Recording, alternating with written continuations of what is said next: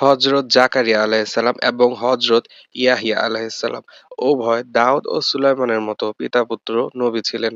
খ্রিস্টপূর্ব প্রথম শতকে বায়তুল মুকাদ্দাসে নবী জাকারিয়া বসবাস করতেন এবং তিনি ছিলেন বনী ইসরাইলের ইয়াহুদার বংশধর ও বনী ইসরাইলের নবী এবং হযরত মরিয়ম আলাইহিসসালামের খালু।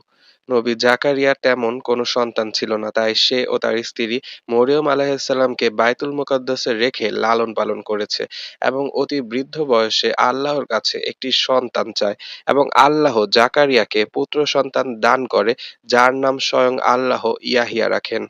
ইয়াহিয়া ও মরিয়ম হচ্ছেন খালাতো ভাই বোন। নবী জাকারিয়া সর্বদা মৌন বা চুপচাপ থাকতেন এবং এ অবস্থায় ইবাদত করতেন, যা বর্তমান শরীয়তে নিষিদ্ধ। তিনি সবার সাথে ইশারায় কথা বলতেন। তার পুত্র ইয়াহিয়া, যাকে বাইবেলে জন দ্য ব্যাপটিস্ট বলা হয়, তাকে অল্প বয়সে তাওরাতের দায়িত্ব অর্পণ করা হয়েছিল। বৃদ্ধ পিতা জাকারিয়া ও তার পুত্র ইয়াহিয়া বনী ইসরাইলী নেতাদের স্বার্থ উপেক্ষা করে অনেক বাধা সত্ত্বেও আল্লাহর দাওয়াত দিতে থাকে এবং তৎকালীন বাদশাহ ও তার পরিবার কাফের ছিল এবং তারা জাকারিয়া ও ইয়াহিয়ার দাওয়াত প্রত্যাখ্যান করে এবং বাদশাহর প্রেমিকা নবী ইয়াহিয়াকে কুপ্রস্তাব দেয়, যা নবী ইয়াহিয়া ঘৃণা ভরে প্রত্যাখ্যান করে। নবী ইয়াহিয়া আল্লাহর হুকুমে নারী সঙ্গ মুক্ত ছিলেন। বাদশাহর প্রেমিকা রাগান্বিত হয়ে বাদশাহকে নবী ইয়াহিয়াকে জেলে নিক্ষেপ করতে বলে এবং জেলে থাকা অবস্থায়ও নবী ইয়াহিয়া কুপ্রস্তাব প্রত্যাখ্যান করে, যার ফলে বাদশাহর প্রেমিকা বাদশাহর কাছে ইয়াহিয়ার মাথা দাবি করে।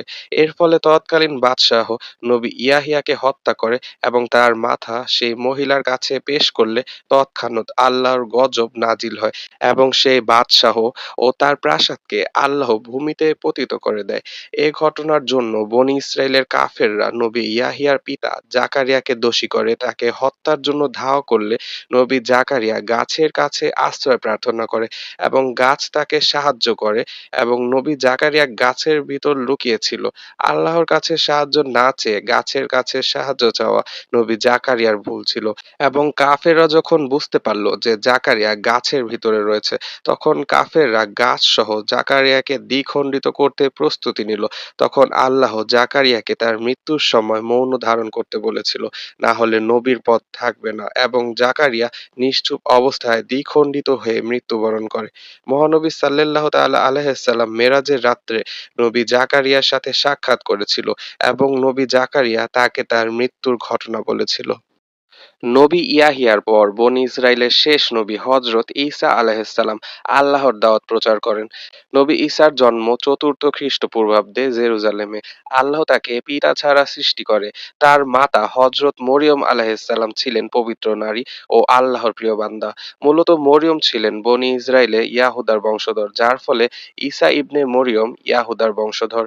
মরিয়ম আলাইহিসসালাম বায়তুল মুকাদ্দাসে থাকাকালীন সময়ে জিবরাইল ফেরেশতার মাধ্যমে নবী ঈসার জন্মের সুসংবাদ দেন এবং আল্লাহর হুকুমে মাতা মরিয়ম মরুভূমিতে খেজুর গাছের নিচে ঈসাকে পিতৃহীন ভাবেই জন্ম দেয়। খ্রিস্টানরা ঈসাকে আল্লাহর পুত্র বলে শিরক করে থাকে। ঈসা মূলত আল্লাহর নবী, যাকে কুরআনে মসীহ বলে সম্বোধন করা হয়েছে। নবী ঈসাকে আল্লাহ অসংখ্য অলৌকিক শক্তি দান করেছিল, যেমন বনী ইসরাইলীদের কাছে মাতা মরিয়মের পবিত্রতার সাক্ষ্য দিতে নবজাতক ঈসা কথা বলেছিল।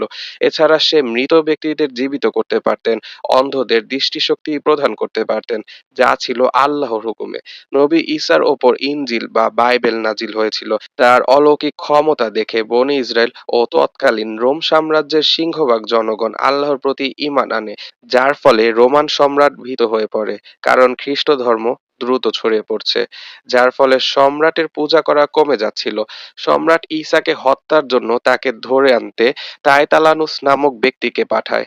সে ঈসার ঘরে প্রবেশ করে এবং তৎক্ষণাৎ আল্লাহ ঈসাকে জীবিত অবস্থায় প্রথম আসমানে তুলে নেয় এবং তায়তালানুস নামক ব্যক্তিকে ঈসার মতো চেহারা করে দেয়। মূলত সেই ব্যক্তিকে ঈসা ভেবে ক্রুশবিদ্ধ করে হত্যা করা হয়। ঈসা ৩০ বছর বয়সে নবী হয়েছিল এবং ৩ বছর তিনি তাওহীদের বাণী প্রচার করতে পেরেছিল। তবে পৃথিবী ধ্বংসের ৪০ বছর আগে নবী ঈসা মহানবী সাল্লাল্লাহু তাআলা আলাইহি ওয়াসাল্লামের উম্মত হিসেবে ফেরেশতাদের ডানায় ভর করে সিরিয়াতে অবতীর্ণ হবে এবং দাজ্জালকে হত্যা করে বিশ্বব্যাপী ইসলামিক শাসন কায়েম করবে এবং সকল ক্রুশ ভেঙে ফেলবে ও খ্রিস্টানদের ঘৃণা করবে, মূলত শিরক করার কারণে। সে সময় নবী ঈসা বিয়ে করবে এবং এবং কিয়ামতের আগে তিনি মৃত্যুবরণ করবে এবং মহানবী সাল্লাল্লাহু তাআলা আলাইহি সাল্লামের পাশে তাকে দাফন করা হবে।